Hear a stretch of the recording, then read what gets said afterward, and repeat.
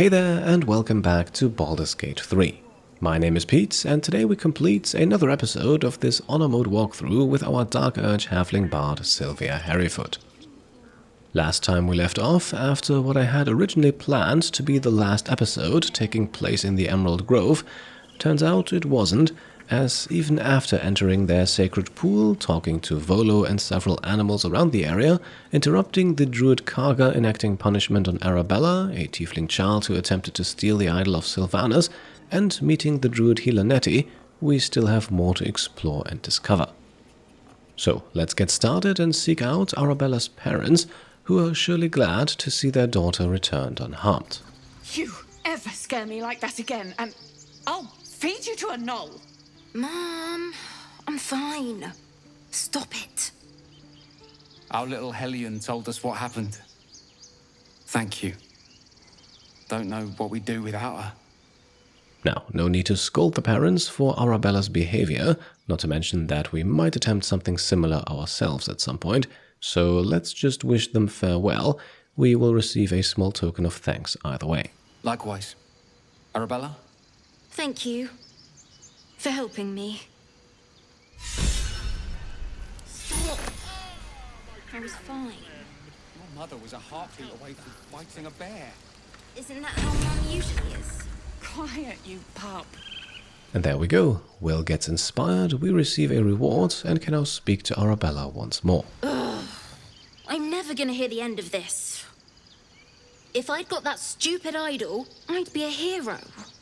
In my opinion, we get the most interesting answer by asking her what kind of hero she expected to be, so let's go with that instead of judging her. A heroic thief?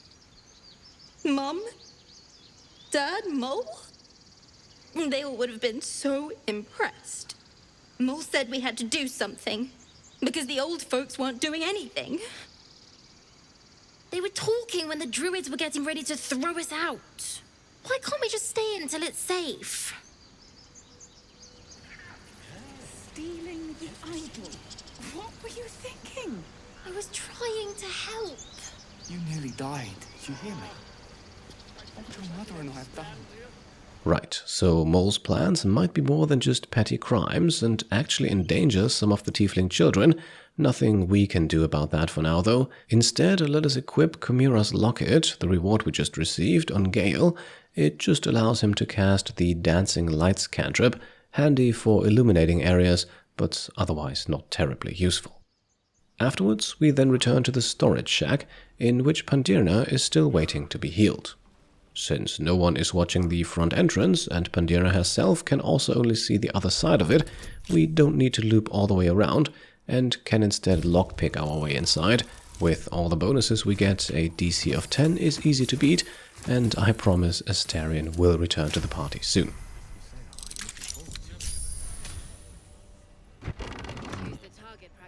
With the door unlocked, we can stroll inside as if nothing happened. Pandirna is still sitting in the corner, and using the Amulet of Sylvanas we found and gave to Shadowheart last episode, we can now cast Lesser Restoration on the tiefling without expending a spell slot. My foot. It moved. Oh, thank you. Thank you so much.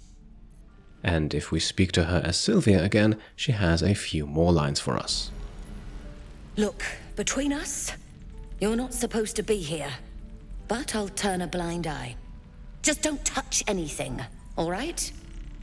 Yeah, about that. In fact, robbing the place is the sole reason we came back here. And yes, that will in fact now be easier that Pandirna is back up on her feet, as we can tell Sylvia to perform a song for her, conveniently directing her attention away from the rest of the room. Using Shadowheart, we can then enter sneak mode, close the door just in case, and help ourselves to the remaining valuables in the shack, most of which are camp supplies stored in the various wicker baskets. The two wardrobes here have some stuff in them too, but nothing that will make us rich, and there's also two books in here. The first, the Druid's Ledger, suggesting that the Grove's supplies are nearly depleted. We may have had a hand in that. Book number 2, meanwhile, a collection of travel stories, one mentioning the Fields of the Dead, where ancient artifacts are supposedly found, Let's make a note of that and then get out of here. The rest of the team soon follows.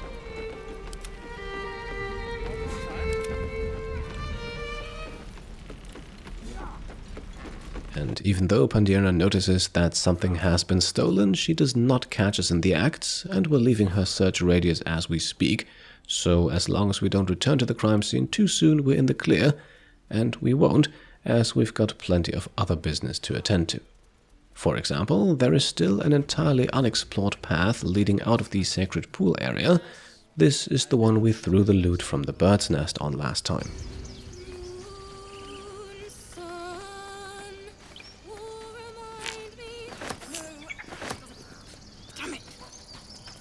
While picking up our valuables, we also notice a tiefling singing and playing the lute, but let's speak to her animal audience first. It hurts! It hurts!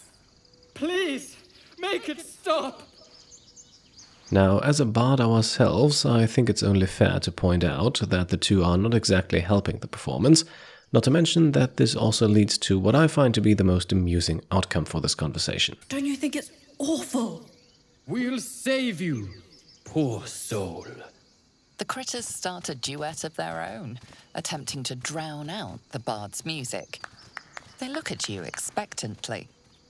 Here we now get a bard-specific option to sing along, and even if it's a bit mean to the tiefling, we'll pick it to make the squirrels happy. Yes, yes, that's it! Finally! A song to set our heads straight after that display. We should leave before the effect wears off. Away! Away! Right then, with the animals gone, we can now turn our attention to Alfira, apparently a fellow bard. Dance upon the stars tonight. Smile and pain will fade away. Words of mine will change. No. Become. And there's no need to belittle her creative pursuits here. Instead, let's pick the bard option to suggest some lyrics to continue the song. Words of mine will turn to ash when you cool the last light down. Now, since we picked the bard option earlier, we can help Alfira out without the need for a single skill check, so let's improvise another line for her. Who knows, if she makes it big, we might be able to claim royalties. Moon reminds me of your grace, all the love I can't repay. Rest and know that I will pray. Farewell, my dear old friend. Wait, that's it!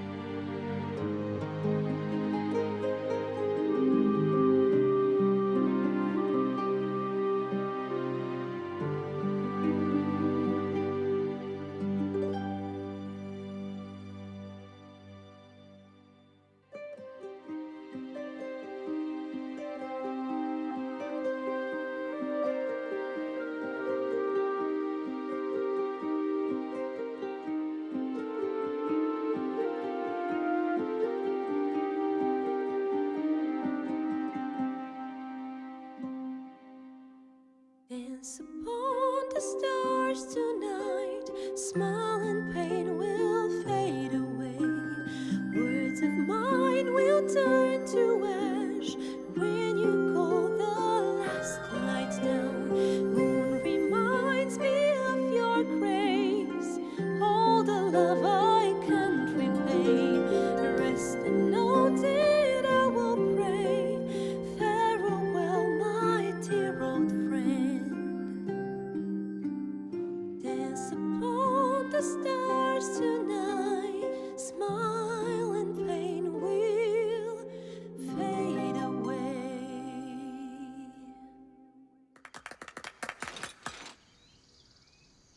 Thank you. I was having trouble finding the words. This honestly one of my favorite cutscenes in Act 1, a lovely send-off for the Emerald Grove, but let's find out a bit more, for example, who this song is about. Lihala. My teacher. And friend. Sorry. Damn it. Well, sounds like there may be some tragedy in their relationship. Let's ask about what happened. I haven't finished a song since Lihala died. I haven't played at all, if I'm honest. She was playing her lute. We didn't hear the gnolls coming. There was so much blood. I can still smell it. Now, here we can prolong the conversation a bit by telling her that Lihala would be proud of her, giving us one more dialogue option to choose from afterwards. She'd yell at me for that meter and make me play it over and over again. And that's exactly what I'm going to do. Finish the Weeping Dawn. For her. I've a long way to go. But thank you. I needed this.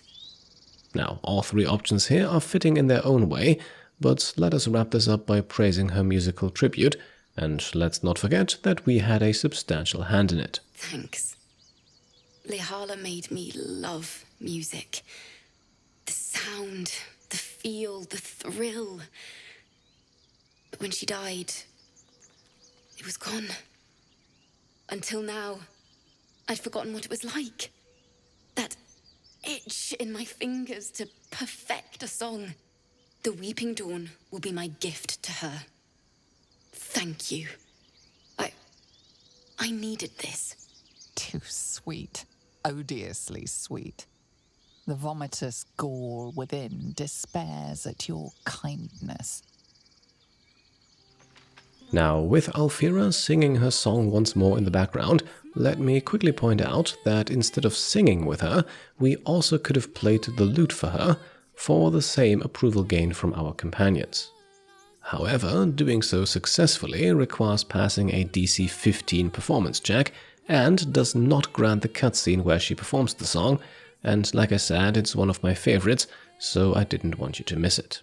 Still, there are two benefits to missing that cutscene and playing the lute with Alfira. First, the character performing with her would gain an instrument proficiency after passing all skill checks. Sylvia already has one though, so she does not qualify.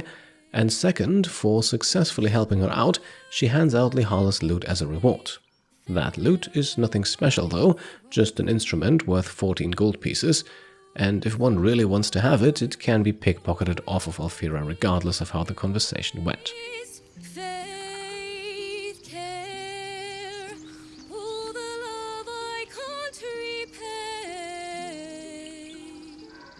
Now, behind the bard, there's a book chronicling folk songs of Faerun. The page standing out contains a Mirkon song, a fungus people. There's also a wicker basket and some plates next to it, and around the corner here, a small gilded chest. It's locked, but not too difficult to get open, and it is important that we do, as it contains the Cap of Curing, a very useful item for bards. Whenever we give an ally inspiration, they are now also healed in the process, essentially turning bardic inspiration into free healing, and that can be extremely handy in the right situation. For the moment though, our streak of completing all non-Nautiloid fights without taking damage is still going strong, and in order to hopefully keep it that way, we will now have another brief chat with Volo. Pardon me, I must prepare to travel. Good day, my friend. Now, you see, despite not having an official trade dialogue option, many NPCs in the game can still be bartered with through the use of this little trade icon down here. Most of them do not carry anything you would want to purchase, but Volo is a rare exception. His pockets are filled with scrolls. In exchange for plenty of our junk, we're now going to purchase 2 things from him. First, a ring that essentially gives a character the effects of the Bless spell for 2 turns when they're healed. Sadly, this does not synergize with the healing from the Cap of Curing, but it's still a great item for Shadowheart. And then we also grab the scroll for the Color Spray spell, guaranteed to blind any target with 33 hit points or less, no attack roll, no saving throw. After putting the ring on Shadowheart, we then get moving, this time taking the left side of the path, which soon reveals something curious. Is someone singing? It's beautiful. Indeed, there seems to be a song in the air, but before we proceed further down towards the beach, where we can already see someone standing near the water, let's take the southeastern path here, which allows us to spot a nest, a harpy nest. Now, without spoiling too much, harpies are rather well-known creatures, both from D&D and/or Greek mythology, and they're not known for being kind, a fact underlined by the presence of several bloody piles of bones on the rocks just below the outlook. We can recover 2 daggers from here, and there is one more treasure to be found if we follow the path all the way to the north, where we can jump across 2 stone pillars in the water and excavate a buried chest. That might be worth a look.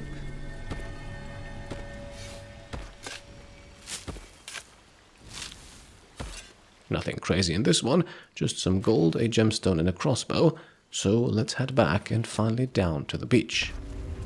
Such a pretty song. Here, the singing becomes more noticeable. We can also see that a young tiefling is standing at the shoreline, seemingly captivated by the song. I don't think it takes a detective's mind to put 2 and 2 together here. That singing most likely has something to do with the harpy nest, so we should be careful. In fact, we want to be extremely careful, so let's begin by taking a short rest. A welcome rest. We do have one more available. Then we are going to change Gale into robes so that he can now cast mage armor on himself, increasing his armor class to 16. Afterwards, we want to use his arcane recovery ability twice to recover 2 level 1 spell slots. He has 2 charges of this ability per long rest to either recover 2 level 1 spell slots or 1 level 2 spell slot. Following that, we equip Shadowheart with the hunting shortbow we bought in episode 5, I believe. It's not quite as powerful as her crossbow, but allows her to cast Hunter's Mark and gives advantage against monstrosity-type enemies. We also want her to drink an elixir of Peerless Focus, giving her advantage on concentration saves and on saves against being charmed. Finally, we want to remove Hold Person from her list of prepared spells and replace it with Silence, a soundproof sphere lasting 100 turns. Even better, it's a ritual spell and can therefore be cast without expending a spell slot. Let's place it right in front of the tiefling boy, although it is absolutely crucial here that we do not include him in the sphere.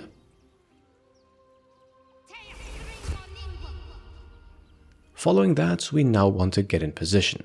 Shadowheart remains down near the beach, while Sylvia, Gale and Will take the high ground to the right of her. Then we enter turn-based mode and begin with Miss Hairyfoot, who can summon a mage hand.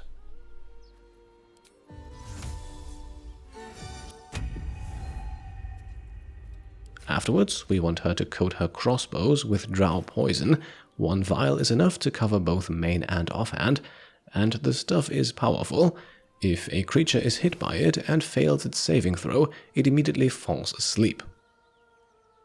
Finally, we also want her to drop one of her 3 speed potions. We have collected a decent number, it seems, and have the Mage Hand use its action to throw it so that it hits all 3 party members here. They are now all hastened, giving them an extra action, doubled movement, and a +2 bonus to their armor class. With Gale then, we summon a second Mage Hand and also replace a spell. Witch Bolt goes out and Sleep goes in, allowing Gale to put any creature below 24 hit points to sleep without a saving throw. Then it's Will's turn, who uses his bonus action to coat his Pact-Bound Rapier in basic poison. A creature failing its save against this gets disadvantage on attack rolls and ability checks. He's also going to cast Blade Ward to halve any incoming bludgeoning, piercing or slashing damage for this and the next turn. Finally, we come to Shadowheart, who also coats her bow in poison now, before spending her last 2nd level spell slot casting Mirror Image. 3 illusory Shadowhearts now appear around her, each one increasing her armor class by 3, so she now sports an AC of 27, and that's actually pretty important, because she needs to maintain concentration on that silence spell at all costs. And with that, we're ready. Let us now have Shadowheart approach the tiefling boy Mirkon. Shh! Listen! Right, Mirkon definitely shows all signs of being completely captivated by the song. Probably best we tell him to get away from the water. Don't you hear it? It's so peaceful. Now at this point, we want to focus and listen for ourselves, which brings up a passive nature check to learn more about the situation. A sweet melody beckons you. It vibrates with magic. A harpy's charm. Right, the song definitely coming from the Harpies, who already seem to have Mirkon in their grip. Shadowheart can still snap out of it though with a wisdom check that she also gets advantage on thanks to that elixir she drank. Also, the DC of 5 is trivial.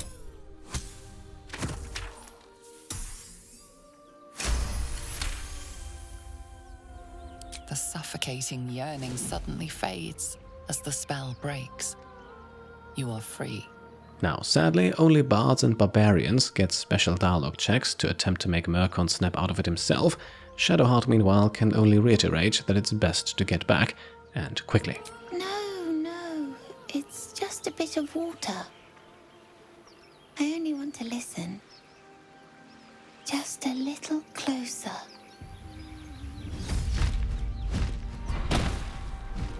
Yes, everything's gonna be fine once I get there.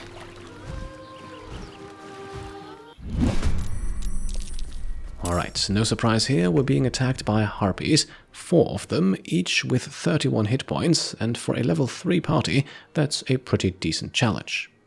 Then again, this is honor mode, so that's exactly what we asked for. Now there is one Harpy currently singing its luring song here. Sylvia has succeeded on the wisdom save to resist it, otherwise we could not control her right now. And that luring song is therefore the main threat in this fight. Any character charmed by it will move towards the Harpies, who each get to attack them twice if that happens. That's what the Silence Sphere is here to prevent. Now, Sylvia is up first, followed by 3 Harpies. Unfortunately though, her best shot is against the one that's last in the initiative, so let's move on to the high ground here, and then we're going to use a slashing flourish to shoot her poisoned crossbow twice. With one shot critting, she deals 21 points of damage, but the Harpy unfortunately resists the poison and is now immune to it for 2 turns. Sylvia still has an action and a bonus action left though, so let's take the latter to shoot the Harpy again. That sadly misses, so we need to use her main hand next. And that hits for exactly the 10 points of damage we needed. 1 Harpy down, 3 more to go, and they're all up next. Now the first one here attacks Will, but does not get past his boosted AC of 18. I actually had hoped for that, to be able to use Hellish Rebuke. The other one meanwhile throws a rock at Shadowheart, or rather one of her mirror images, which dissipates but leaves our cleric unharmed. The singing Harpy meanwhile spends its turn to keep singing, and we get lucky, all 3 remaining party members succeed on the save as well. If one of them hadn't, we would now have needed to put the pressure on that singing Harpy to break its concentration, but in this case we can pick our targets freely. Now here's why we put that hunting shortbow on Shadowheart. it does not only give her advantage on attacks made with the bow, but on all of her attacks against monstrosity-type enemies, which these are, and at an 88% hit chance, a guiding bolt is hard to pass up. That's 19 points of damage, giving the next attack advantage too, and that next attack will come at the hands of Will, although before striking, let's first hex the Harpy and give it disadvantage on Constitution. That's the save they need to make to resist poison. Then he strikes, but sadly only for 11 damage, falling just 1 point short. We'll get back to him in a second. First, let's clean up this Harpy and deal a little damage to the one that just threw the stone too. A magic missile from Gale, upcast to 2nd level, still leaves 3 bolts for the second target. With that, Will is no longer engaged in melee, and thus no longer has disadvantage on ranged attacks himself, so his Eldritch Blast has a 75% hit chance. 10 damage, lovely. Let's pile up a little more by moving 2 hand axes to Will's inventory and subsequently dropping them, a tactic you may recall from our first fight on the Nautiloid. But after all, we have a mage hand here, why not make use of it? Alright, that's a further 4 points of damage, every little bit helps, and now for the wonders of the sleep spell. Upcast to 2nd level, Gale can put 32 hit points worth of creatures to sleep. Conveniently, that's 1 more than the Harpy's HP maximum.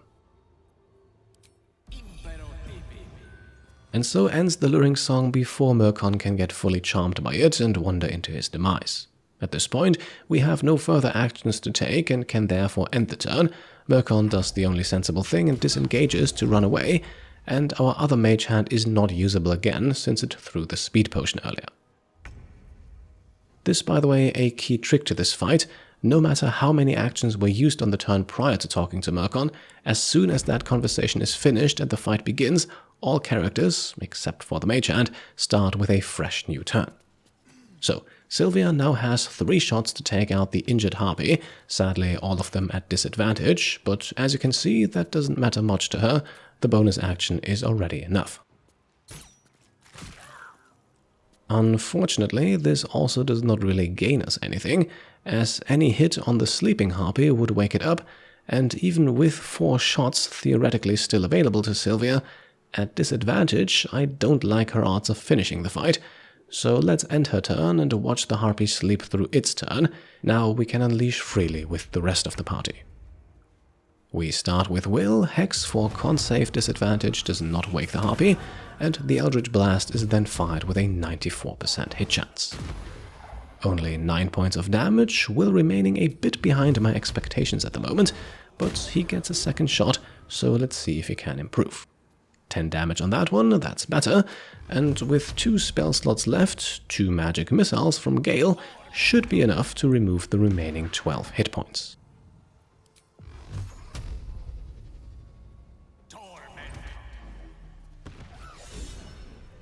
And there we go, a fight that was mostly won through good preparation for the first round of combat sees Will inspired now, and us still without a single point of damage taken past the Nautiloid. Are they gone? Now, the speed potion wears off, leaving our party lethargic for a few seconds, enough time for Mirkon to approach us. And yes indeed, the Harpies are gone for good. No. Yes. I don't know. Now, the Bard option here gives us the opportunity to praise him for his bravery instead of spreading more fear in the Druid Grove, probably best given the current situation. Really? You think so? I'll tell Mol. Oh no. She'll be so mad. I didn't get the gold from the nest. I got to go. Wait, you should meet Mol. She'll be grateful you helped me. Find a boy called Donny. Tell him you want to see the dragon's lair. Alright, and with more approval gained from Gale, let's speak to him next. That scamp reminds me of myself when I was a nipper. Always getting into trouble. Another reference to Gale's younger self, and just like last time, let's try to find out a bit more about his past. And worse. One time, my parents denied me a kitten, so I summoned myself a Tressim. Ugh, dear old Tara. Beautiful creature. Benefits of a wizard's education, you see. Of course, my considerable talent didn't hurt either. Well, that depends on who you ask, I suppose. I may have summoned things rather more exotic than a winged cat. Well, the question basically presents itself on a silver platter. What kind of exotic things did he summon? There was that magma mephit once. Nice fellow, we kept in touch. Of course, in walked the housekeeper, screaming, yelling, panic, and before you know it, fire everywhere. Anyway, I'm glad we got that boy out of his predicament. Poor lad would have been Harpy Fight if it wasn't for you. Indeed he would have. Now the Harpies are dead though, and we can loot them, although there's nothing really valuable on them. By the way, I just wanted to briefly point out here that while the prep work for this fight may have seemed excessive, given how we absolutely dominated the Harpies, that domination was only possible because we prepared for things to go a lot less smoothly. Will, for example, was very well equipped to tank 1 or 2 hits and deliver Hellish Rebuke. He didn't need to, but you cannot always count on that. Same thing with the Silent Sphere. It didn't really come into play, but it was a safety net in case anyone failed their saves, as walking through the silence would have broken the charm immediately. Now, as you can see, neither the Harpies nor another pile of bones give us anything good, but after defeating them, we can now access a chest hidden behind this rock here. Inside, 46 gold, not too shabby. But there's more. If we wade through the water, we can jump across another rocky path leading up. This path actually leads directly to that harpy nest we spotted earlier. Now, unfortunately, none of our party members are tall or strong enough to jump the gap here, but if we quickly exchange Gale for Lae'zel, she can clear it and also jump up to the nest itself. Let's see what those harpies were hoarding. Lots of things inside, starting with a note from Edmund to his lover Miriam, telling her that he has taken up mercenary work in the frozen north of Icewind Dale. Then a diary speaking of someone traveling through what is described as a hellhole, but also makes reference to Omuans, inhabitants of the city of Omu. Feel free to read up on that yourself if you like. It is an established place in the Forgotten Realms lore. The most important find, however, is the Ring of Color Spray, allowing the use of that spell once per short rest, alongside a gemstone and some camp supplies. Speaking of camp, that is where we will now return to, as we have officially completed all there is to do in the Emerald Grove for now. And as always, we'll make the rounds before taking a long rest, starting with Astarion. You have a manner of irresistible desperation about you. I like it. Now, first of all, we'll prompt him to tell us about himself. I get the feeling that we have asked him this before, but I might also be misremembering from another playthrough. Oh, what's to tell? I'm a magistrate back in the city. It's all rather tedious. Well, then let's shift the conversation to the Moonrise Towers. What does he think we're going to find at this place that has now been mentioned several times? Who knows? Drow? Mind flayers? Death? Hopefully not ours. But maybe answers, if we can convince the right people to talk. Well, let's hope for the best. Up next, it's Lae'zel. Be wary of false promises. The missing druid, Halsin, was it? He may be talented, but only a Githyanki Zathis can cleanse an embedded tadpole. Still insistent on finding a crash, and who can blame her?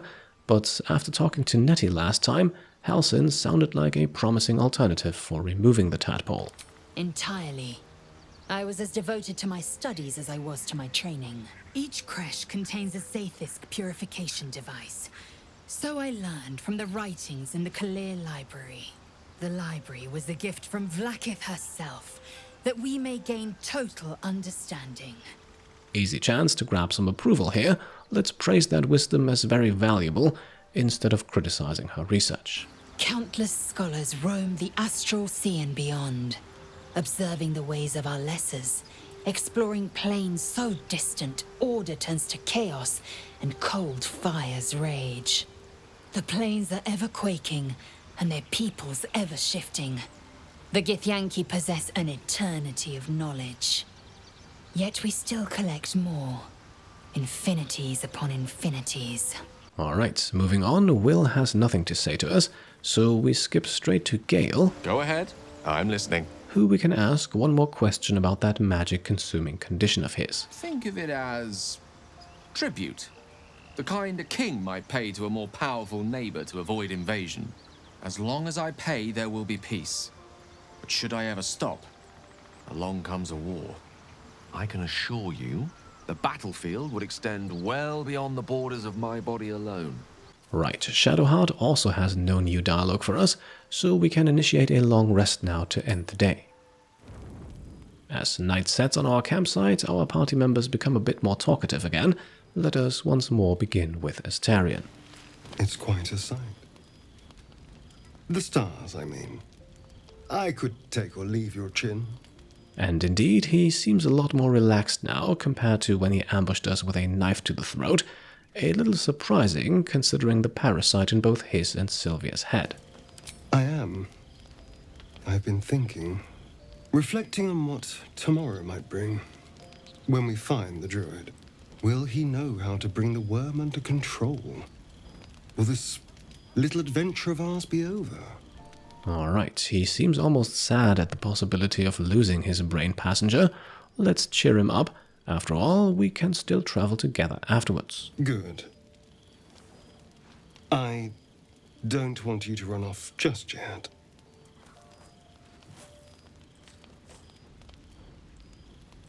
You're quite the ally after all.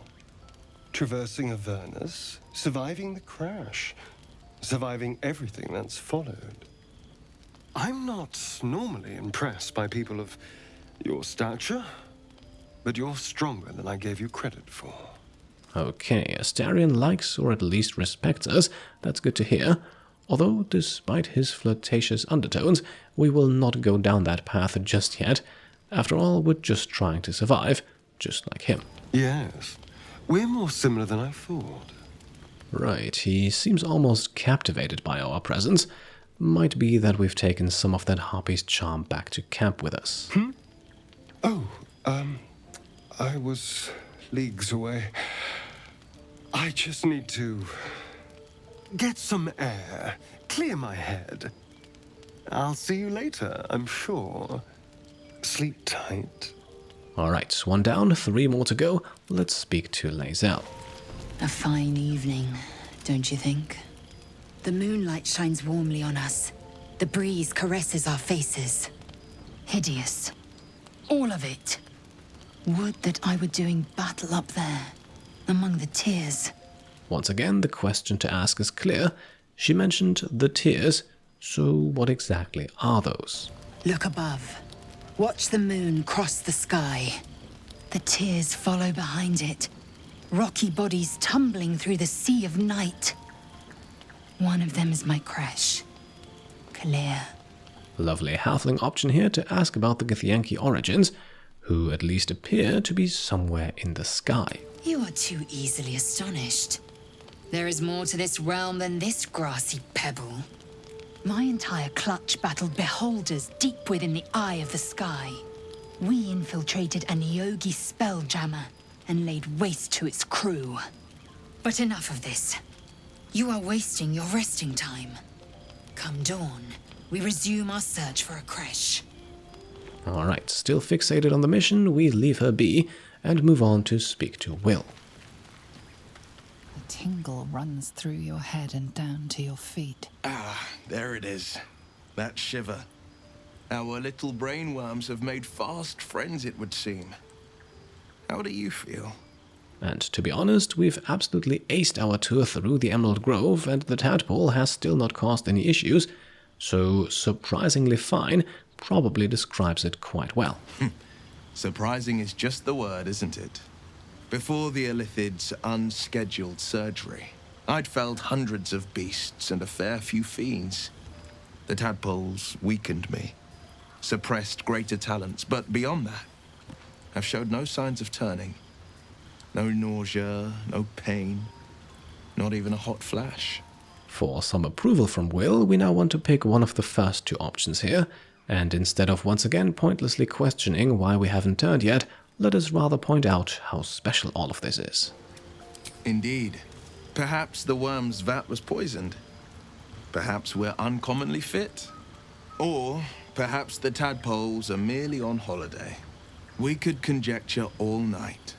I suppose the why doesn't matter so much as the what next. And that answer is plain as the horns on a war devil's head. We get these things out. Let's get some rest. Dawn comes sooner than we think. Indeed it does, but before we go to sleep, let us speak to Shadowheart. Gale has nothing new to say to us this evening. The leader of the pack comes to chat. What's on your mind? You must be pleased to have a clear path forward. The sooner we find the Druid house in, the better. I can't wait to get rid of this thing in my head. Important here, we don't want to ask her how she feels. Instead, let's ask about plans for what comes after, as this is the only way to ask multiple questions in this conversation. Head to Baldur's Gate. Someone's waiting for me. And of course, we want to know who. Let a girl have some secrets. Was there anything else? Well, this time we're not giving up quite so easily. Let us use our Illithid Parasite's connection to peer into Shadowheart's mind. A DC of 8 is still relatively easy to beat.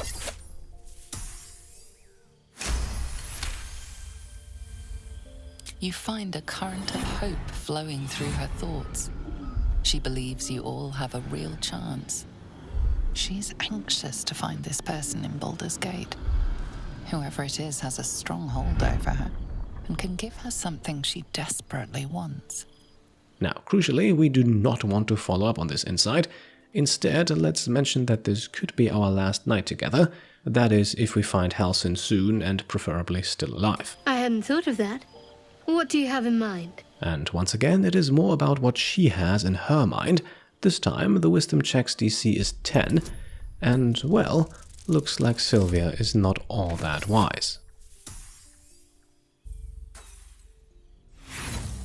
Luckily, we have piled up loads of inspiration and can now finally use one to re-roll, leaving us with 3 more in reserve.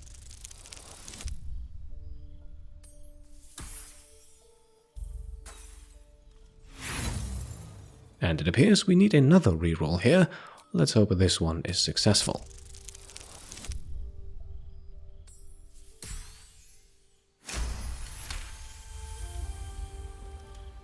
She is serious. Even she seems surprised.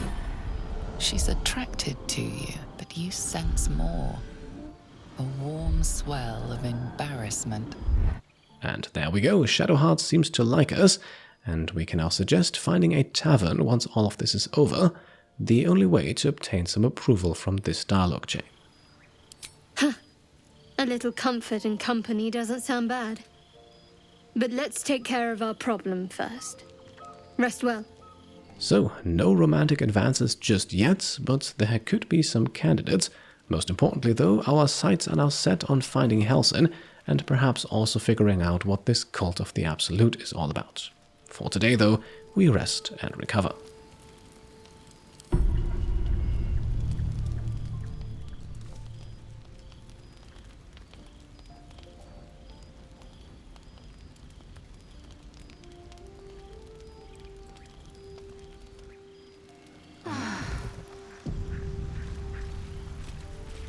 Right, there we are. After watching Astarion sneak off into the night, we wake up after a long rest and can embark on the next chapter in Sylvia Hairyfoot's adventure. That next chapter might go up a tiny bit later than usual, since I also still plan on making a video for Kingdom Come Deliverance 2 and its hardcore mode, which is about to be released next week, so I want to familiarize myself with that, but don't worry, this story is nowhere near complete just yet. For today though, let's make the cuts. As always, I hope you enjoyed the video, and if you did, then I would be very happy if you could leave a thumbs up. If you like what I'm doing and want to support me and my channel further, then you can of course go ahead and subscribe to stay up to date, grab some merch over on shop.petecomplete.com, or become a channel member or Patreon supporter. Thank you all for watching, and I'll see you next time. Cheers.